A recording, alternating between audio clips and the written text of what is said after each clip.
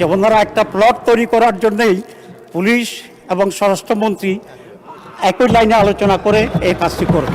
বিয়ে না করার টালবাহানায় জিসান নিজেই আত্মগোপন করে তার চাচাতো ভাই মোহাম্মদ রাসেল আহমদের মাধ্যমে দাউদকান্দি থানায় একটি নিখোঁজ জিডি করেন।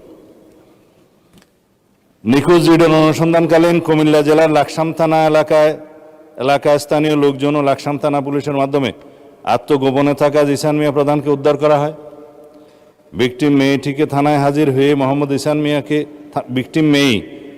মেয়েটি থানায় হাজির হয়ে মোহাম্মদ ইসান মিয়া প্রধানকে 1 নম্বর আসামি করে ধর্ষণের সহযোগিতা এবং ভ্রূণ নষ্ট করার অভিযোগে অপর 3 জন যথাক্রমে মোহাম্মদ সজীব হাসান, সেকান্দর আলী ও মোহাম্মদ গোলাম রব্বি সহ মোট 4 জনের নাম উল্লেখ করে এজাহার দায়েরের প্রেক্ষিতে দাউদকান্দি মডেল থানার মামলা নম্বর 13 তারিখ 13/6/2026 খ্রিস্টাব্দ ধারা নারী ও শিশু নির্যাতন দমন আইনের 9(খ)/30 তৎসহ 313, 506 এবং 34 পেনাল কোড রুজু করা হয়।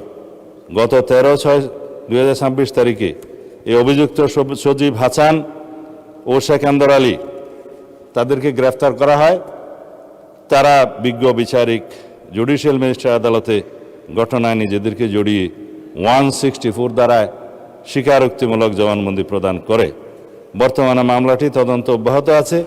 যেহেতু মাননীয় স্পিকার এই বিষয়ে অনেকেই ভেরিফাইড ফেসবুক পেজে তার নিখোঁজের বিষয়টি অন্যভাবে বর্ণনা করে সরকারকে দায়ী করতে চেয়েছিল এবং প্রকৃত ঘটনা উদ্ঘাটনের পরে সেটা আমরা মনে করলাম এই ঘটনা জাতির সামনে প্রকাশ করা দরকার।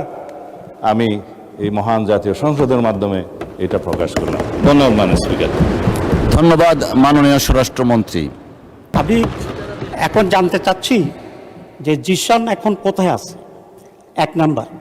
2 নম্বর কথা হচ্ছে এখানে কুমিল্লার পুলিশ জিসানের সাথে কারো কথা বলতে সাংবাদিকদেরকেও দেখা করতে দিচ্ছে না, এবং যে মেয়েটার কথা বলা হয়েছে ওই মেয়েটার সাথেও কাউকে কথা বলতে দেওয়া হচ্ছে না। তাহলে এটা কেন?